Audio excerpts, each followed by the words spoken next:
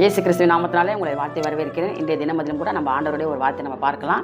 சங்கீத புஸ்தகத்தில் 147வது அதிகாரத்தில் 1வது வசனத்தில் துதித்தலே இன்பமும் ஏற்றுதுமாக இருக்கிறது என்று நம்ம அந்த வசனத்தின் மூலமாக நம்ம பார்க்குறோம். அப்போ துதித்தல் மூலமாக என்னென்ன நன்மைகள் நம்ம வாழ்க்கையில் சேரும் என்று நம்ம பைபிளில் நம்ம பார்த்தோம்னா ஒரு ஆசீர்வாதத்திற்கு, அதாவது கானானுக்குள் போவதற்கு தடையாக இருக்கிற ஒரு எரிகோ கோட்டை தகர்த்து விழ துதித்தல் ஒரு காரணமாக இருக்கிறது. ரெண்டாவது நம்ம பார்த்தோம்னா யோசேப்பு 2 நாளாகமத்தில் 20வது அதிகாரத்தில் யோசேப்பு அவருக்கு எதிராக யுத்தம் நடக்குது.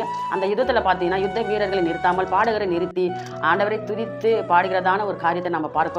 அப்போ அவருக்கு எதிராக வந்த எதிரிகள் ஒருவரோடு ஒருவர் வெட்டி மடிகிறதான காரியத்தை நம்ம பார்க்குறோம். மூணாவதாக நம்ம பார்க்கும்போது பவுலும் சீலாவும் சிறைசாலையில் துதித்த போது அங்கிருந்த காவலாளர்கள் ரட்சிக்கப்படுகிறார்கள் என்று நம்ம அந்த வசனத்தின் மூலமாக நம்ம பார்க்கிறோம். பேதுரு சிறைசாலையில் தூங்கி கொண்டிருக்கும் போது அங்கு உள்ள காவலாளர் கொலை செய்யப்பட்டார் என்று நம்ம பார்க்கிறோம். அப்போ துதித்தல் மூலமாக கிடைக்கிற நன்மைகள், ஆசீர்வாதங்கள், தடைகள் விலகும்.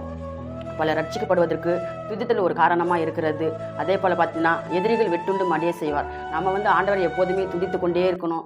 ஆண்டவரை எப்பொழுதுமே நம்ம ஜெபித்து கொண்டே இருக்கணும். நம்ம வாழ்க்கையில் கூட அநேக காரியங்கள் இருக்கிறது. நீங்கள் கூட ஆண்டவரை துதிங்க. ஆண்டவர் எப்போதுமே புகழ்ந்து பாடி அவரை துதித்து கொண்டே இருங்க. பரலோகத்தில் எப்போதுமே ஒரு தேவ தூதர்கள் கூட்டம் அவரை துதித்து கொண்டே இருக்கிறது. நாமும் அது போல் ஒவ்வொரு நாளும் ஆண்டவரை எப்போதுமே துதித்து கொண்டே இருக்கணும். நம்ம வாழ்க்கையில் ஆண்டவர் அற்புதங்களை செய்வார். இப்போ நான் உங்களுக்காக ஜெபிக்கிறேன். ஸ்தோத்திரம் ஆண்டவரே, ஸ்தோத்திரம். கிருபையும் இரக்கம் கொண்ட எங்கள் நல்ல ஆண்டவரே, இந்த நல்ல வேலைக்காக நாங்கள் உமக்கு நன்றி செலுத்துகிறோம் அப்பா. துதித்தலே இன்பமும் ஏற்றதுமாக இருக்கிறது என்று நாங்கள் வாசிக்கிறோம் தகப்பனே. ஏசப்பா ஸ்தோத்திரம். துதித்தலின் மூலமாக அப்போ என்னென்ன ஆசீர்வாதங்கள் வரும், என்னென்ன தடைகளெல்லாம் விலகி போகும் என்று நாங்கள் இந்த வசனத்தின் மூலமாக ஆண்டவரே நாங்கள் பார்க்கிறோம். ஏசப்பா ஆண்டவரே ஸ்தோத்திரம் அப்பா. துதித்தல் மூலமாக ஆண்டவரே தடைகள் விலகுகிறது. ஆண்டவரே எதிராய் வருகிற எதிரிகள் ஆண்டவரே அப்பா தங்களுக்குள் வெட்டுண்டு மடிய செய்கிற தேவன் அப்பா. ஸ்தோத்திரம் அப்பா. ஆண்டவரே துதித்தல் மூலமாக ஆண்டவரே ஸ்தோத்திரம். ஆண்டவரே அநேக ஆத்துமாக்கள் ஆண்டவரே ரட்சிக்கப்படுவதற்கு துதித்தல் ஒரு ஆண்டவரே அப்பா ஸ்தோத்திரம் அப்பா காரணமாக இருக்கிறது அப்பா. ஸ்தோத்திரம். நாங்களும் ஒவ்வொரு நாளும் ஆண்டவரே உண்மை எப்பொழுதுமே நாங்கள் ஆண்டவரை துதித்து கொண்டே இருக்கணும். எசப்பா எப்பொழுதுமே உண்மை மகிமைப்படுத்திக் கொண்டே இருக்கணும் ஆண்டவரே.